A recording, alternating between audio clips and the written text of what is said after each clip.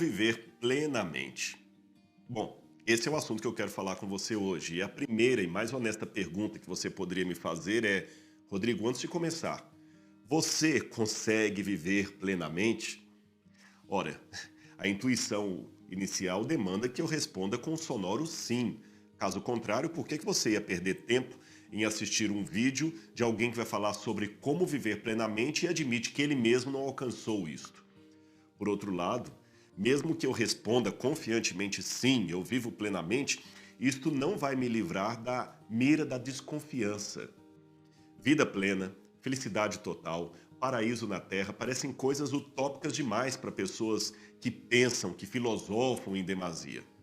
Já dizia o sábio Salomão: o muito saber é o enfado da carne. Eclesiastes 12, verso 12. E ele complementa: quanto maior o estudo, maior o sofrimento. E quanto maior o entendimento, maior o desgosto. Eclesiastes 1, 18. Muito irônico. Pode até ser que aquelas pessoas mais simples, que não disponham de tantas questões filosóficas ou existenciais, alcancem algum tipo de felicidade, seja por inocência ou até ignorância. Uma felicidade semelhante àquela que nós tínhamos na infância, quando alienados dos problemas do mundo adulto, não havia outra coisa mais importante do que assistir um desenho animado, brincar ou saborear um lindo picolé depois da aula. Aliás, um sorvete que parecia até uma ambrosia dos deuses gregos. O problema é que nós crescemos e os brinquedos de repente ficaram mais caros, os machucados mais profundos e difíceis de sarar. Só aí nos demos conta de que, mesmo na infância, nós já éramos, sim, alvos de muita bala perdida emocional, balas perdidas que vinham da briga dos mais velhos. Nós só não tínhamos consciência dessas feridas. E agora que o adulto se descobre filho emocional da criança de ontem, o término da anestesia juvenil nos põe em contato com a dor. E, parafraseando o poeta T.S. Eliot, nós não temos dom de suportar por muito tempo a realidade. Talvez seja por isso que vendedores de ilusão fazem tanto sucesso, mesmo entre os mais ressabiados, oferecendo rotas de fuga da realidade, seja através de substâncias químicas, tóxicos, por exemplo, ou entretenimento barato que causa alienação. Afinal de contas, a realidade dói e precisamos buscar novas formas de anestesia. Daí o consumo desenfreado de drogas, pornografia e, como eu disse, entretenimentos baratos. Deixe eu abrir um parênteses para apresentar alguns dados muito sérios para você. Segundo a ONU, cerca de 800 milhões de pessoas não têm comida suficiente e a cada 4 segundos, isto mesmo, 4 segundos, uma pessoa morre de fome no mundo. Para acabar com a falta de comida e tirar essas pessoas da miséria, seriam necessários 267 bilhões de dólares por ano até 2030. O contraste trágico, apenas para dar um exemplo, é o que acontece só com a indústria pornográfica, que sozinha movimenta 400 bilhões de dólares por ano. 133 bilhões de dólares a mais do que nós precisaríamos para erradicar a fome e a miséria do planeta. E com um agravante: é esta mesma indústria pornográfica que alimenta o famigerado tráfico sexual humano. Discursos antimoralistas tentam abafar esses dados como se não fossem motivo de preocupação a não ser para os religiosos conservadores. Mas é triste e contraditório como a mesma sociedade que fala tanto em direitos humanos, por exemplo, tolera à luz do dia uma forma atualizada de escravidão tão hedionda como aquela do passado. Como bem colocou o escritor Breno Tardelli, a mais triste miséria do mundo é aquela que existe para me dar prazer. Percebeu? É por isso que muitos estão desanimados com a humanidade. Quanto mais conhecem as pessoas, frase tão repetida, mais admiram os animais. Como Diógenes, nós saímos pelas ruas e praças durante o dia com uma lamparina acesa, procurando pelo menos uma pessoa que vale a pena seguir e não encontramos. Mas é aí que temos o desalento visto, por exemplo, do apóstolo Paulo, quando ele escreveu não há nenhum justo sequer. Não há quem entenda. Não há quem busque a Deus. Todos se desviaram e juntamente se tornaram inúteis. Não há quem faça o bem. Não há nenhum sequer. Romanos 3, 10 a 12. Paulo escreveu isso há 2000 anos, mas como parece atual o seu discurso? É nesse contexto de descobertas, redescobertas, decepções e até fracassos que nasce a desconfiança e essa sensação coletiva de que a vida plena não passa de uma utopia. Nos sentimos como aquele personagem Gatsby, criado por Fitzgerald Scott, que acreditava numa luz verde. Nós ficamos como aquele personagem aguardando o futuro orgástico que ano após ano recua diante de nós. Isso nos escapou, mas isso não importa. Amanhã correremos mais rápido, esticaremos o braço ainda mais. E então, uma bela manhã, seguimos em frente, barcos contra a corrente, recuando incessantemente para o passado. Mas a pergunta continua. Rodrigo, não me enrole. Você alcançou ou não essa vida plena? Você alcançou ou estou diante de um charlatão filosófico que age como alguém que tem o rosto cheio de espinhas e mesmo assim posta aquelas imagens com Photoshop fazendo propagandas de um creme inócuo de substância irrelevante para limpar a pele? Calma, vamos devagar que até o final desse diálogo eu prometo que você terá essa pergunta respondida. E não adianta você querer pular para o final. Não adianta dar spoiler. Não se entende o filme perdendo o enredo. Quase todas as pessoas portadoras de uma boa formação teológica já foram inquiridas a respeito de dúvidas da fé. Você realmente acredita nisso que você está pregando? Não é incomum encontrar pessoas chocadas com a revelação de que líderes religiosos e pessoas de expressão na religião também lidam com o fantasma da desconfiança. Leia, por exemplo, a autobiografia de Madre Teresa de Calcutá. Você vai se surpreender com a forma como ela apresenta as dores de momentos em que ela simplesmente não conseguia acreditar no amor de Deus. Na academia, alunos de doutorado em teologia e religião costumam até recitar uma famosa terceira lei da teologia, que diz: para cada teólogo existe outro teólogo oposto e em pé de igualdade. É uma anedota de faculdade. Agora, não se surpreenda com isso. Dependendo da situação, você descobrirá, talvez para sua consternação, que as dúvidas não abandonarão por completo aquele que se entrega a Deus e resolve trilhar o caminho da fé. Por outro lado, você vai descobrir o que é fé quando isto for a única coisa que lhe tiver restado. A Bíblia está repleta de exemplos de pessoas, servos e servas verdadeiros de Deus, que tiveram experiências de profundo questionamento diante das provações da vida. Até quando, clamava Davi, me esquecerás, Senhor, para sempre? Até quando encobrirás de mim a tua face? Você pode ler isso no Salmo 13, verso 1. Numa outra passagem de Abacuque é dito: por que ficas em silêncio, Senhor, quando os ímpios devoram aqueles que são mais justos do que eles? Isto foi questionado por Abacuque 1, verso 13. Aliás, Abacuque, ironicamente, significa o abraço de Deus. Uma vez, eu entendi num diálogo com um ateu que havia vindo da Alemanha o porquê do seu ceticismo e que pode ser o ceticismo de muita gente, ou a razão do ceticismo de muita gente. Aquele alemão tinha tantas traumas de infância do seu país que era mais fácil imaginar que não havia ninguém lá em cima do que pensar que havia alguém divino, porém que o havia abandonado.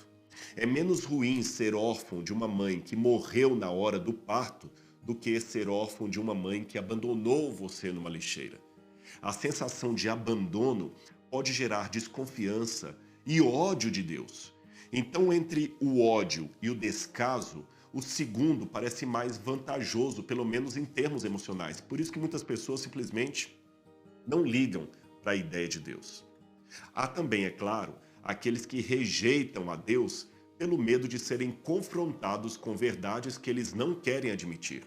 É a fuga psicológica semelhante à do neurótico que arranja argumentos para não ir à terapia ou daquela criança que esperneia diante da seringa, gritando que o machucado já sarou. Eu sei que é um estranho sentimento, mas às vezes é assim. Nós queremos a cura, mas corremos dela porque temos medo. Jesus certa vez encontrou-se com um intelectual chamado Nicodemos.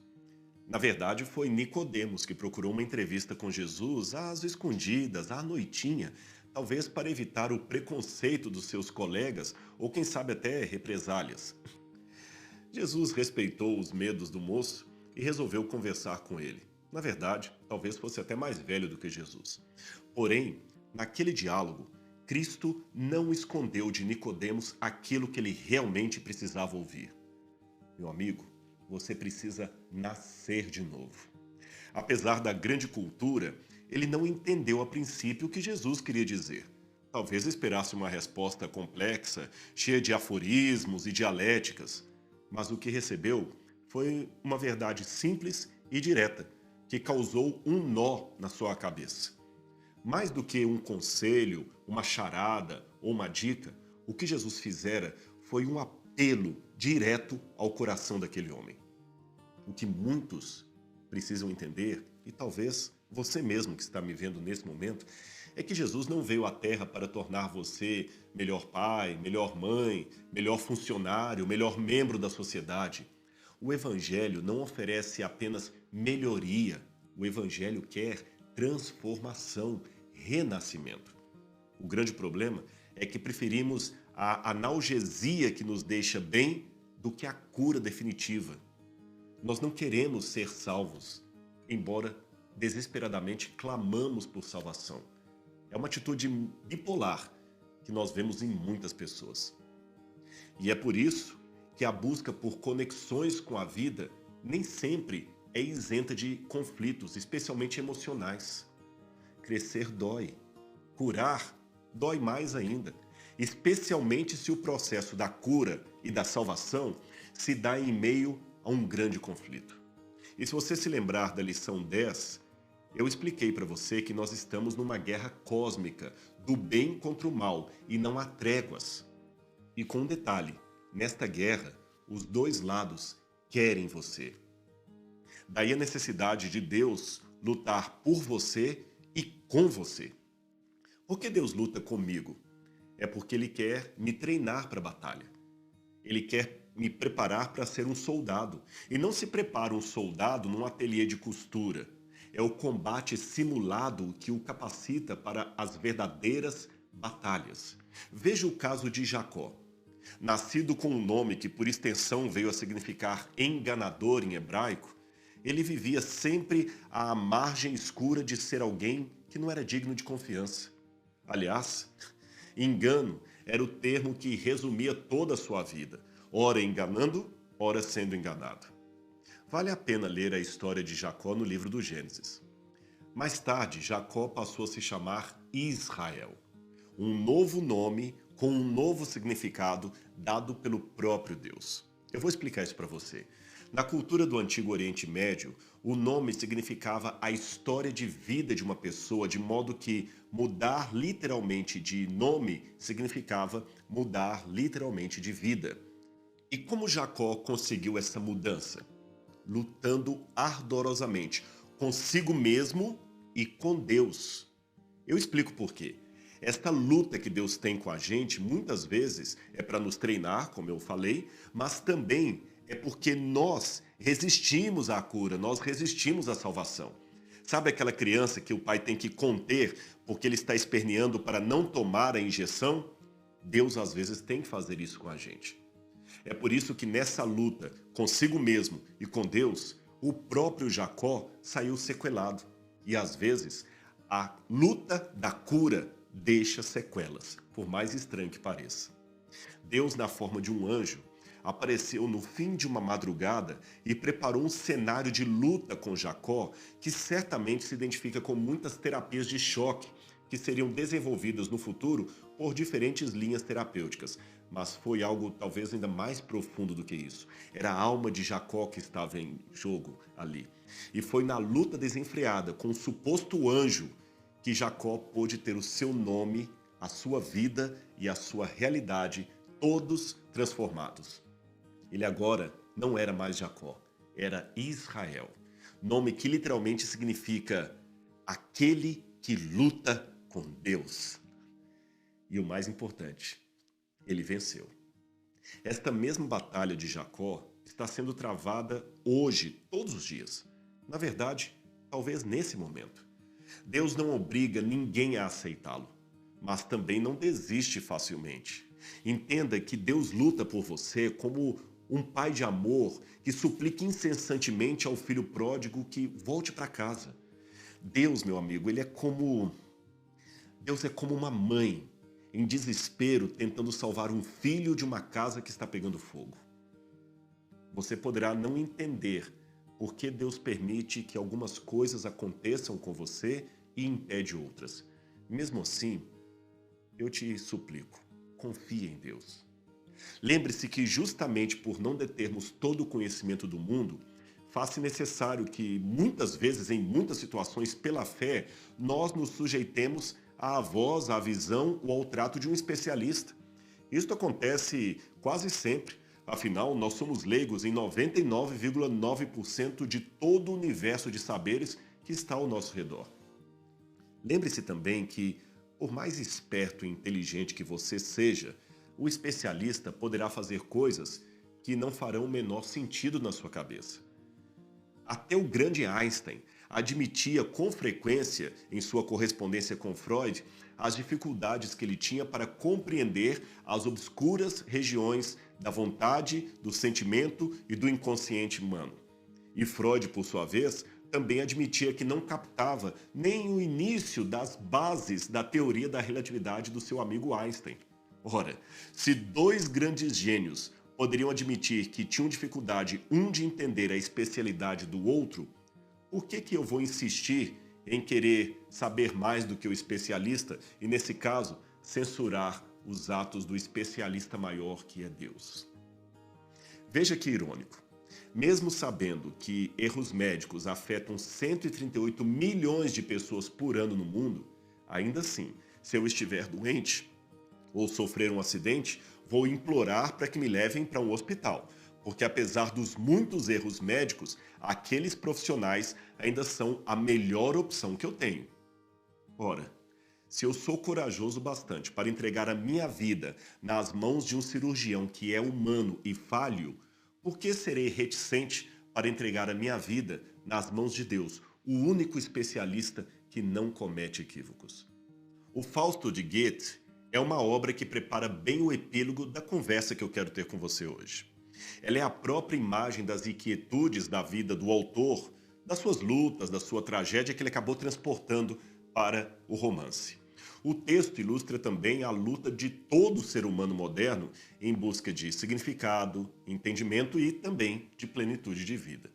A ciência e o racionalismo tentam nos convencer que Deus não sabe e o diabo também não existe. Não obstante, a despeito desse ceticismo, todos nós nos sentimos presos, à mercê do inimigo. Estou de novo citando o Fausto. Nós fomos, de certa forma, seduzidos pelo inimigo. E à semelhança do doutor Fausto da trama, nós carregamos o fardo do pacto com Mefistófeles, que é o diabo na história, sem ao menos saber como fomos parar naquele pacto.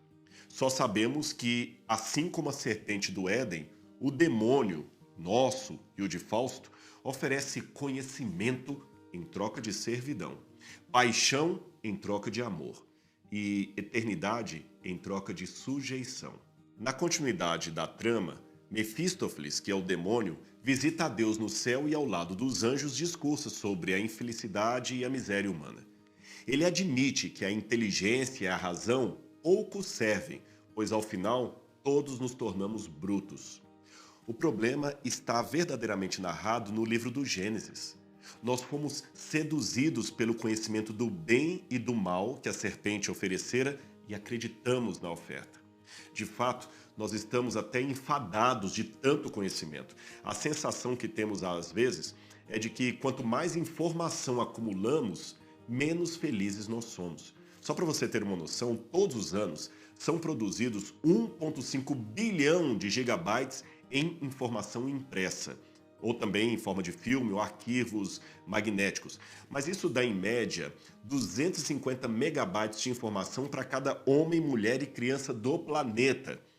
Em outras palavras, eu precisaria de 10 computadores pessoais para cada pessoa do planeta apenas para guardar a parte da informação que caberia a essa pessoa.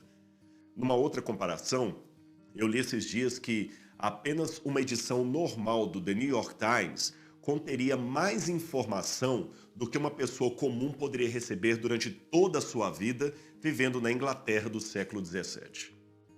Mesmo com esse aglomerado de informações, nunca fomos tão ignorantes em relação às questões centrais da vida.